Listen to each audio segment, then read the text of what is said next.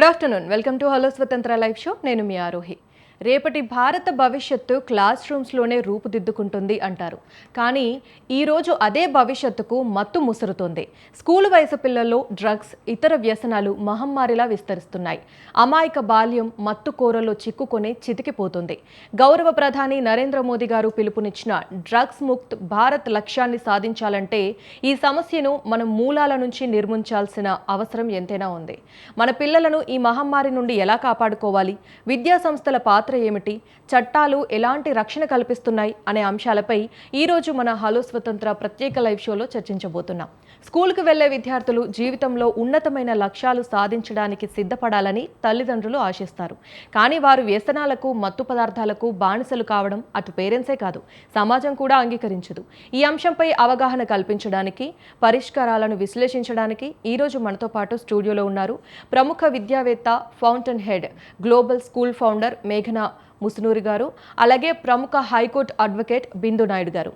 Hi ma'am. Hello. Yes, చాలా బాగున్నాను ma'am. మేఘనా గారు మరి కొద్దిసేపట్లో మనకి జాయిన్ అవుతారు. సో మనం కంటిన్యూ చేద్దాం. అట్లాగే, తప్పకుండా. ఎస్. సో మ్యామ్, ఇప్పుడు మనం ఫస్ట్ మాట్లాడుకుంటుంది ఈ డ్రగ్స్ గురించి. ఎందుకంటే ఈ మధ్య కాలంలో ఆల్కహాల్తో పాటు ఈ డ్రగ్స్ అనేది కూడా చాలా ఎక్స్ట్రీమ్ లెవెల్కి వెళ్తుంది. అయితే ఈ మైనర్ పిల్లలు ఒకవేళ డ్రగ్స్ కేసులో పట్టుబడితే మరి వీళ్ళని చట్టం ఎలా పరిగణిస్తుంది? ఈ జువైనల్ చట్టాలు అనేవి ఏం చెబుతున్నాయి? ఫస్ట్ ఆఫ్ ఆల్ అండి, పిల్లలు అనేది మన చట్ట ప్రకారం 18 లోపు వయసు ఉండే వాళ్ళు ఎవరైనా పిల్లల కింద వస్తారు. సో వాళ్ళకి రెగ్యులర్ చట్టాలు ఫుల్గా వర్తించవు. ఎస్పెషలీ క్రిమినల్ కేసెస్లో వాళ్ళకి జువెనైల్ జస్టిస్ యాక్ట్ అని ఒకటి ఉంది. ఆ జువెనైల్ జస్టిస్ యాక్ట్ ప్రకారం ఏంటంటే ఆ పిల్లల్ని అడల్ట్స్ లాగా ట్రీట్ చేయకుండా, మీకు క్లాసిక్ ఎగ్జాంపుల్ క్రిమినల్ యాక్ట్ అంటే చెప్తాను. ఇంతకుముందు ఒకసారి మనకి చాలా ఇన్ఫేమస్ కేసు వచ్చింది, నిర్భయ, మీకు గుర్తుందో లేదో. దాంట్లో అందరికంటే హీనస్ క్రైమ్ అంటే అందరికంటే ఎక్కువగా బాగా క్రిమినల్ యాక్ట్ చూపెట్టింది 16 కంటే తక్కువ, అప్పట్లో 16 ఏళ్ల వయసు పిల్లాడు, ఒక అబ్బాయి అని అంటారు. అంటే మనకు పేర్లు అవి బయటికి తెలియదు. కానీ అతన్ని ఆ సిచ్యువేషన్లో అడల్ట్ కింద ట్రై చేయకుండా చైల్డ్ కింద ట్రై చేసి జువెనైల్ జస్టిస్ కింద ట్రై చేశారు. అందుకే అప్పట్లో దాని గురించి చాలా మాటలు, చాలా కాన్వర్జేషన్స్ అయినాయి, చాలా ఆర్గ్యుమెంట్స్ అయినాయి. అది అయినప్పుడు ఆ అబ్బాయిని ఆ తర్వాత 16 లోపు తీసుకుని రావాలి అన్నారు. సో గ్రావిటీ ఆఫ్ ద క్రైమ్ని బట్టి, అవసరాన్ని బట్టి, ఎందుకంటే ఈ రోజుల్లో ఇప్పుడు మన తల్లిదండ్రులు ఉన్నట్టు మనం లేవు, మనం ఉన్నట్టు మన పిల్లలు లేరు. ఇంతకు ముందు జనరేషన్ గ్యాప్ అనేది 20 years ఉండేది, తర్వాత అది 15 అయింది. ఈ రోజు ఒక తరానికి ఇంకొక తరానికి గ్యాప్ 7 years అంటారు. అంటే నాకు నా పిల్లలకి ఇంచుమించు 3 తరాలు వ్యత్యాసం వచ్చేస్తుంది, ఆ తేడా ఉంది. సో నేను ఆలోచించే ఆలోచనలకి, వాళ్ళు ఆలోచించే ఆలోచనలకి చాలా డిఫరెన్స్ వచ్చేస్తుంది. అందుకని కానీ అట్ ద సేమ్ టైం వాళ్ళకి మెచ్యూరిటీ లెవెల్స్ కూడా బాగా పెరిగిపోయినాయి, whether for good or bad. అది మంచికి కావచ్చు, చెడుకు కావచ్చు. ఆలోచనలు ఎక్కువైపోయినాయి, మనకి సోషల్ మీడియా బాగా పెరిగిపోయింది, స్కూల్లో ఎక్స్పోజర్ వేరేగా ఉంది, సొసైటల్ ఎక్స్పోజర్ వేరేగా ఉంది, ఏఐ వచ్చేసింది ఇప్పుడు కొత్తగా. సో ప్రతి రకంగా చూసినా కూడా వాళ్ళకి ఉండే ఎక్స్పోజర్ బాగా పెరిగిపోయేసరికి it is important that we address వీటన్నిటినీ కూడా ఏ రకంగా అడ్రెస్ చేయాలి అంటే, not just in terms of understanding at that time, but time progress అయ్యే కొద్దీ, సొసైటీ మారే కొద్దీ పిల్లలది కూడా మారుతూ వచ్చింది. ఒకప్పుడు ఏంటంటే we use to talk of smoking అనేవాళ్ళు. దొంగతనంగా వెళ్ళి పిల్లలు స్మోక్ చేసేవాళ్ళు. తర్వాత డ్రింకింగ్ వచ్చింది, తర్వాత ఇప్పుడు డ్రగ్స్ అనేవి వచ్చినాయి. ఆ డ్రగ్స్లోనే రకరకాలు ఉన్నాయి, వెదర్ ఇట్ ఈస్ మరువానా అంటారు, తర్వాత ఎడిబుల్స్ అంటున్నారు, తర్వాత దే టాక్ అబౌట్ మెత్ అంటారు, లిక్విడ్ ఫార్మ్స్, ఇంజెక్షన్ ఫార్మ్స్, ఎన్నో రకాలు వచ్చినాయి. సో ఫస్ట్ ఆఫ్ ఆల్ మనం ఎంత ముందుకెళ్ళినా కూడా మనం అర్థం చేసుకోవాల్సింది ఏంటంటే పిల్లలే, వాళ్ళ అవగాహన శక్తి ఒకంతవరకే పరిమితమై ఉంటుంది. మనం వాళ్ళకి ఏం నేర్పుతామో వాళ్ళు అది నేర్చుకుంటారు. అందుకే అంటారు parents are their first teachers, school is also their place of learning. They learn when they are even walking on the road by looking at things around. చుట్టుపక్కల ఏం జరుగుతూ ఉందో చూసి దాని నుంచి వాళ్ళు నేర్చుకునే చాలా ఉంటాయి. అందుకని వాళ్ళని నువ్వు ఇది తప్పు చేసావు అనే ముందు ఆ తప్పుకి ఎవరు ప్రేరేపించారు అనేది కూడా ఉంది, వాళ్ళ చుట్టుపక్కల. అందుకే మీరు అన్నట్టు ఇప్పుడు మోడీ గారు నషా ముక్త్ భారత్ అని తీసుకొచ్చారు. అంటే డ్రగ్స్ లేని దేశం భారతదేశం. అది లేకుండా చేయాలి అంటే దానికి చాలా కష్టపడాలి. ఎందుకంటే అది ఎక్కడెక్కడ ఏ మూలకు పాతుకుపోయి నాటుకుపోయిందో మనకు తెలియదు. కానీ చాలామంది పిల్లలకి ఈ అవైలబిలిటీ స్కూల్ లోపల ఉండకపోవచ్చు, కానీ స్కూల్ పరిసరాల్లో ఉండొచ్చు. ఎందుకంటే పిల్లలు దే వెరీ ఇన్నోసెంట్. ఒక పక్కేమో చాలా అమాయకులు, రెండో పక్క చాలా ఈజీగా దే గెట్ క్యారీడ్ అవే. అంటే మనం ఏదైనా చెప్తే నేర్చేసుకుంటారు. అందుకని మీరు అన్నట్టు ఇన్ వాట్ మేనర్ దీన్ని ఎలా చెయ్యాలి అని మీరు అడిగిన ప్రశ్నకి, ఒకటి స్కూల్ చుట్టుపక్కల్లో 500 మీటర్ల అంటే 1/2 కిలోమీటర్ దూరంలో you cannot have anything which is drug related, right. రెండోది మెడిసిన్స్ కూడా అది ఇప్పుడు తేవాలి, ఇన్నాళ్ళు లేదు. కానీ there are lots of medicines which are like drugs. For example codeine అని ఒకటి ఉంది విచ్ దే యూస్ ఫర్ కోల్డ్కి ఆ మెడిసిన్ తీసుకున్నప్పుడు మనకి నిద్ర వస్తుంది. కానీ అదే మెడిసిన్ని పిల్లలు కానీ పెద్దవాళ్ళు కానీ చాలామంది మత్తు పదార్థంలా వాడుతున్నారు. మీ ఏమంటారు, ఈ స్మెల్ చేస్తారు కొన్ని, దే స్మెల్ దీస్ వైట్నర్స్ కానీ ఇంక్ ఇవి కానీ స్మెల్ చేస్తే దాంతో కూడా. సో ఇట్లాంటివి కూడా they have to bring about. కానీ ఇప్పటికి ఏమున్నాయి అని చెప్పాలంటే, ఒకటి ఆ 500 మీటర్స్, రెండు దే హ్యావ్ సంథింగ్ కాల్డ్ టీచర్స్లో రావాల్సింది నోడల్ టీచర్స్ అని పెట్టారు. సో ఆ టీచర్స్ ద్వారా they have to do. You need to have a psychological centre so that పిల్లలు వాళ్ళు ఏమైనా డిఫికల్టీలో ఉంటే దే అప్రోచ్ దోస్ టీచర్స్. తర్వాత పోలీసులకి ఎవరైనా ఏదైనా కంప్లైంట్ చేసినా లేక చేయకపోయినా వాళ్ళకి ఏమైనా డౌట్ వచ్చినా స్కూల్లోకి వెళ్ళి they can go check. Of course పిల్లలకి ఏ రకమైన ఇబ్బంది కలగకూడదు, అట్లాగే టీచర్స్ స్కూల్స్ వాళ్ళకి ఇబ్బంది పెట్టకుండా వాళ్ళని ఈజీగా వెళ్ళి చెక్ చేయొచ్చు. ఇట్లా చాలా గైడ్ లైన్స్ ఉన్నాయండి. It's a complete act by it self. Yes, ma'am. Yeah. Hi, ma'am. Meghna, ma'am. Hello. Welcome to the show, ma'am. Thank you so much for having me here. Yes. So, ma'am, ఇప్పుడు already topic start అయిపోయింది. పిల్లల్లో మత్తు పదార్థాల అలవాటును ఈ ప్రాథమిక దశలోనే గుర్తించడానికి మెయిన్గా ఉపాధ్యాయులు ఎవరైతే ఉన్నారో వాళ్ళు ఎలాంటి శిక్షణ అవసరం వాళ్ళకి? ఓకే, సో టీచర్స్ అనేవాళ్ళు వాళ్ళు డాక్టర్స్ కాదు, లేకపోతే వాళ్ళకి మ్యాజిక్ ఏమీ ఉండదు. కానీ వాళ్ళకి ఎలాంటి ట్రైనింగ్ ఇవ్వచ్చు అని అంటే, టీచర్స్ అందరికీ పిల్లల బిహేవియర్లో ఏమైనా చేంజెస్ గమనించారా, వాళ్ళు క్లాస్లో అటెన్షన్ ఎలా పే చేస్తున్నారు, వాళ్ళకి ఏమన్నా ఆర్ దే టాకింగ్ అబౌట్ ఏంటి problems like related to money తోటి మాట్లాడుతున్నారా, యూనో వాళ్ళల్లో వాళ్ళే ఉంటున్నారా, వేరే వాళ్ళతో కలవకుండా ఉంటున్నారా, ఇలాంటి ఏమైనా డిఫరెన్సెస్ కనిపించినప్పుడు ఇవన్నీ డ్రగ్స్కి రిలేటెడ్ అనే నేను అనను. సో ఇవి వాళ్ళు కౌన్సిలర్ తోటి షేర్ చేసి వాళ్ళు ఎప్పటికప్పుడు అప్డేట్ చేస్తే, సో దట్ మైట్ అంటే ఎర్లీ ఇంటర్వెన్షన్కి ఒక ఆస్కారం దొరుకుతుంది మనకి. So and otherwise as well ఎప్పుడైనా సరే టీచర్స్ అందరూ కూడా అంటే దానికి అలవాటు పడ్డే పిల్లలు ఎలా ఉంటుంది వాళ్ళ బిహేవియర్ ఇవన్నీ కూడా వాళ్ళకి తెలిసి ఉంటే it will definitely help in, అంటే వాళ్ళ క్లాస్లో ఎక్కువ టైం పిల్లలతో టైం స్పెండ్ చేస్తూ ఉన్నప్పుడు వాళ్ళు అబ్జర్వ్ చేసినప్పుడు వాళ్ళకి ఇలాంటి ఏమైనా డిఫరెన్సెస్ కనిపించినప్పుడు తొందరగా ఐడెంటిఫై చేయడానికి హెల్ప్ అవుతుంది. ఎస్, ఎందుకంటే ఇప్పుడున్న జనరేషన్లో చాలా వరకు ముందైనా సరే మనకి ఎడ్యుకేషన్ పరంగా మాత్రమే పిల్లలు చదువుతున్నారా లేదా, మార్క్స్ ఎంతవరకు వస్తున్నాయి అని మాత్రమే చూస్తున్నారు. అంటే బయట ఏం జరుగుతుంది లేదంటే స్కూల్ పరిసర ప్రాంతాల్లో ఏం జరుగుతుంది అనేది చాలా వరకు ఉపాధ్యాయులు పట్టించుకోరు. సో ఇది పట్టించుకోవాలి అని అంటే మరి ఏం చేయాలి? అంటే బయట ఏం జరుగుతుంది పట్టించుకోవాలి అనేటానికి టీచర్స్ కూడా వాళ్ళు ఏం చేయలేరండి, ఎందుకంటే వాళ్ళకి ఒక టైం నుంచి టైం వరకు స్కూల్లో వర్క్ ఉంటుంది and all of that.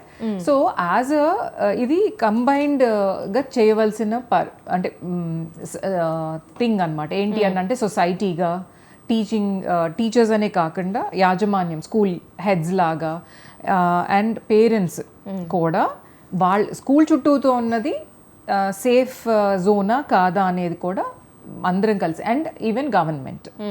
So making sure that you know ఎలాంటి ఎలిమెంట్స్ స్కూల్ చుట్టూతో దగ్గరలో వీళ్ళకి అందుబాటులో లేకుండా ఉండే ఆ ఎన్వైరన్మెంట్ అందరం కలిసి క్రియేట్ చేయగలగాలి. టీచర్స్ ఒక్కళ్ళే అంటే పాపం వాళ్ళు ఏం చేయలేరు. ఓకే మ్యామ్, ఇందాక బిందు మ్యామ్ మీరు చెప్పినట్టు మనం అంటే ఒక స్కూల్కి 500 మీటర్స్ పరిసర ప్రాంతాల్లో కానీ, హాఫ్ కిలోమీటర్స్ పరిసర ప్రాంతాల్లో కానీ ఆల్కహాల్కి సంబంధించినవి అవ్వచ్చు, డ్రగ్స్కి సంబంధించినవి అవ్వచ్చు, ఎలాంటివి మనం చూడకూడదు. అయితే ఇప్పుడు ఈ పాఠశాల పరిసర ప్రాంతాల్లో డ్రగ్స్ అమ్మకాలు జరగకుండా చట్టపరంగా ఎలాంటి నిషేధిత నిబంధనలు ఉన్నాయి మనకి? ఫర్ ఎగ్జాంపుల్ స్కూల్ వాళ్ళ చుట్టుపక్కల బోర్డ్స్ పెట్టాలండి. This is a drug free zone, this is an alcohol free zone, ఇది ఇక్కడ మత్తు పదార్థాలు కానీ సిగరెట్లు కానీ కాల్చకూడదు అని. యాక్చువల్గా మన దాంట్లో మన ప్రకారం ఆల్రెడీ ఎగ్జిస్టింగ్ ఉండేది ఏంటంటే పబ్లిక్ ప్లేసెస్లో అసలు you are not suppose to smoke, కానీ అది ఎవరు ఫాలో అవ్వట్లేదు. ఇట్లాంటివన్నీ స్ట్రిక్ట్గా చేయాలి. Whether it is a helmet పెట్టుకోవట్లేదు, కానీ ఎవరు పట్టించుకోవటం లేదు. ఒక గవర్నమెంట్ వచ్చినప్పుడు బాగా చూస్తారు, ఇంకో గవర్నమెంట్ వచ్చినప్పుడు దాన్ని వదిలేస్తారు, మేబీ ఫర్ ఓట్ బ్యాంక్. కానీ ఇట్లాంటివన్నీ కరెక్ట్గా చెక్ చేయాలి. ఇవన్నీ సరిగ్గా చేస్తేనే then in future you will be able to control, లేకపోతే ఇవి కంట్రోల్ చేయలేరు. సో వన్ ఇస్ చుట్టుపక్కల వాళ్ళు పెట్టేది, స్కూల్స్ కూడా బోర్డ్స్ పెట్టాలి.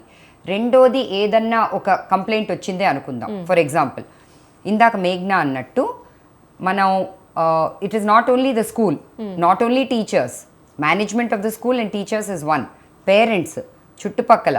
ఇప్పుడు మనమే ఏదన్నా తప్పు చూసినప్పుడు మనం ఇన్ఫార్మ్ చేయాలి. అట్లాగే పేరెంట్స్ మీద చాలా బాధ్యత ఉంది, ఎందుకంటే teacher is seeing them for a few hours in the day with friends, ఏమైనా బిహేవియర్ మారిందా.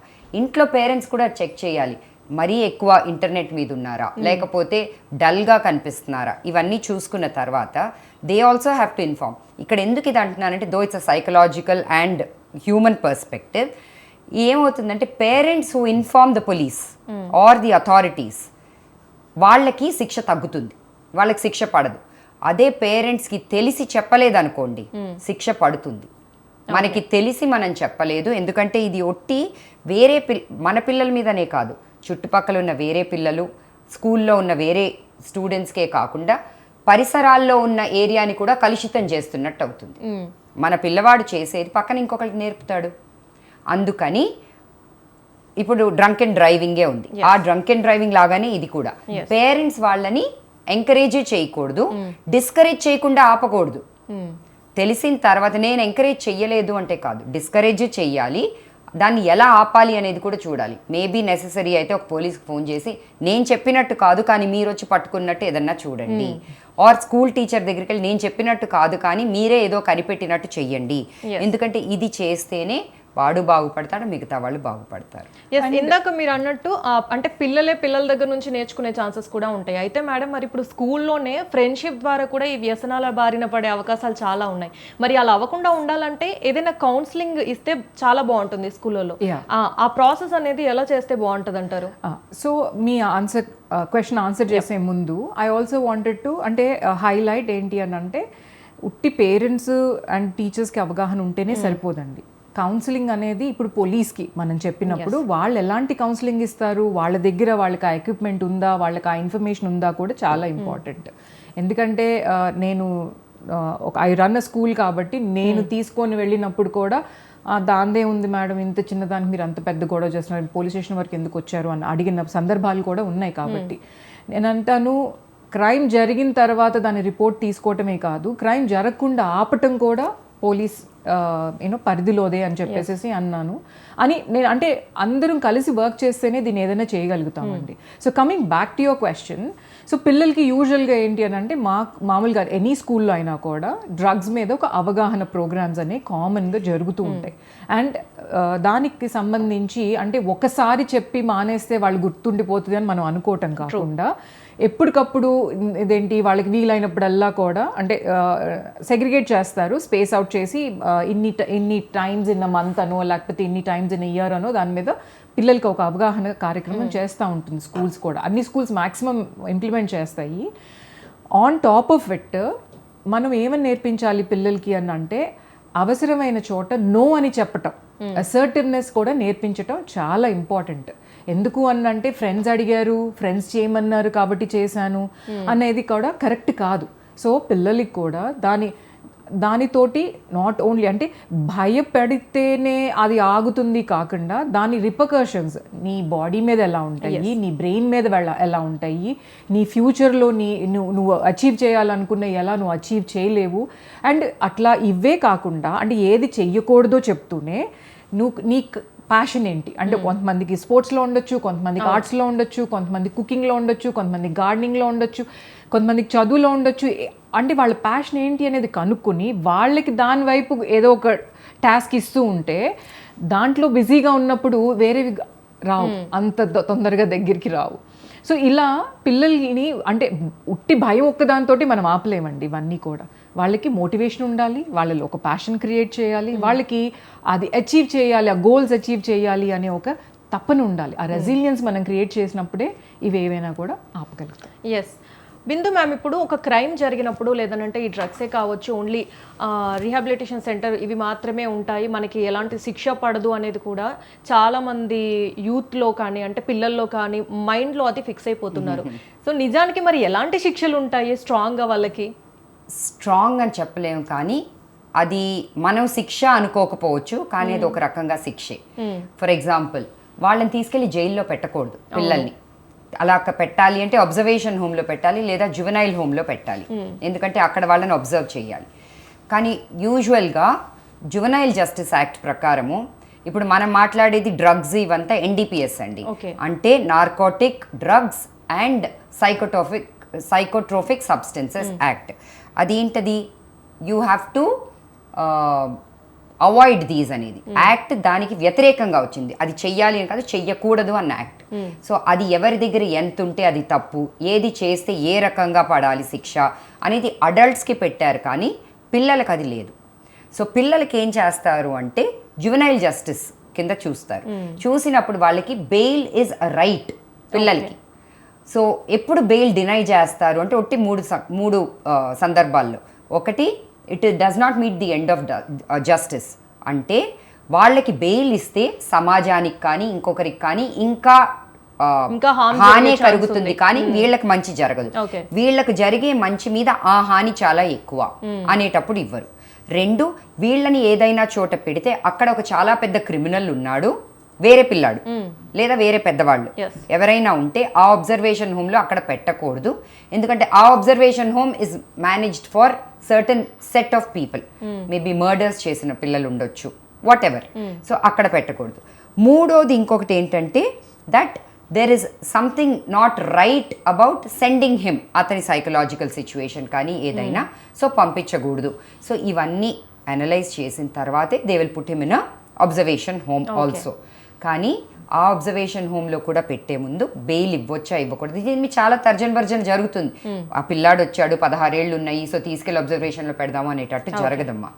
So to answer your question, ఎలా ఇది చెయ్యొచ్చు, ఎందుకు ఇది చెయ్యాలి అంటే, మన యాక్ట్ ప్రకారం ఇందాక చెప్పినట్టు పిల్లల్ని పిల్లల కిందే పరిగణిస్తారు, అడల్ట్స్ కింద పరిగణించరు.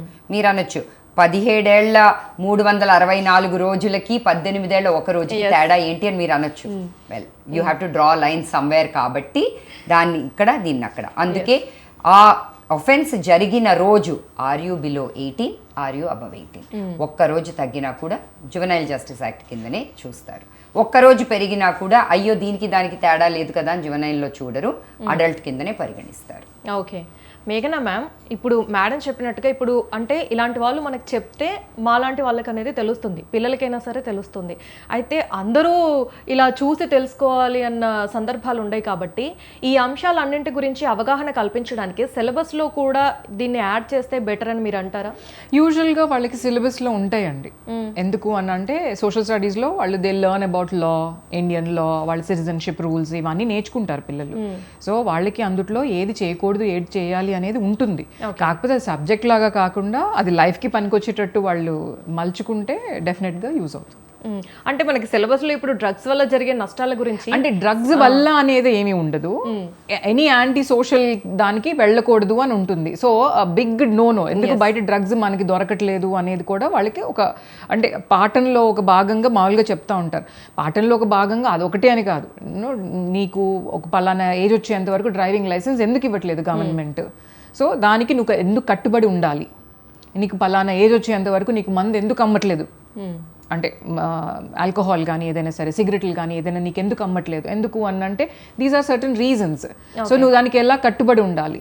సో నీకు సిటిజన్షిప్ రూల్స్ ఎప్పుడు అప్లై అవుతాయి, నువ్వు ఈ రూల్స్ అన్నీ ఫాలో అవుతేనే నువ్వు యాజ్ అ సిటిజన్గా ఫస్ట్ నీకు గుర్తుంటా. అంటే it is not only about like this is my citizenship rule అనే కాకుండా these are my responsibility. So everything comes with a responsibility అనేది పిల్లలకి మామూలుగా it's part of their social studies క్లాసెస్లో ఉంటాయండి. అంటే డ్రగ్స్ అని అట్లా సపరేట్గా సబ్జెక్ట్ ఏమీ లేకపోయినా కూడా అట్లాగే డ్రగ్స్ అనేది, అట్లాగే మర్డర్ చేయకూడదని, అట్లా దొంగతనాలు చేయకూడదు, ఇట్లాంటివన్నీ కూడా it's part of there education actually. కాకపోతే వాళ్ళు అది క్వశ్చన్ ఆన్సర్ లాగా కాకుండా ఇది లైఫ్కి పనికొచ్చేటట్టు అని చెప్పి వాళ్ళు చదువుకున్నప్పుడు అది దాన్ని అంటే రియల్ టైంలో కనుక ఇంప్లిమెంట్ చేయగలిగితే ఆ చదువుకు ఒక సాధకం.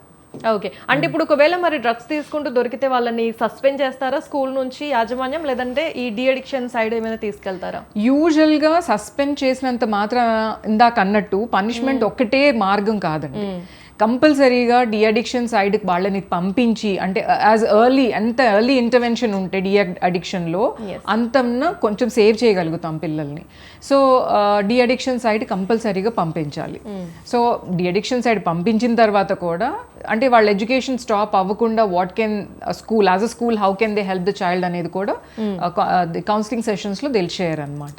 ఓకే మ్యామ్, బిందు మ్యామ్, ఇప్పుడు సడన్గా మనం తనిఖీలు చేయాలి హాస్టల్స్లో కానీ స్కూల్స్లో కానీ పిల్లల దగ్గర అని అనుకున్నప్పుడు చట్టపరంగా మరి మనకి ఎలాంటి అధికారాలు ఉన్నాయి? పోలీసులు వెళ్ళి చెక్ చేయొచ్చు, కానీ with in a certain frame work చేయాలి.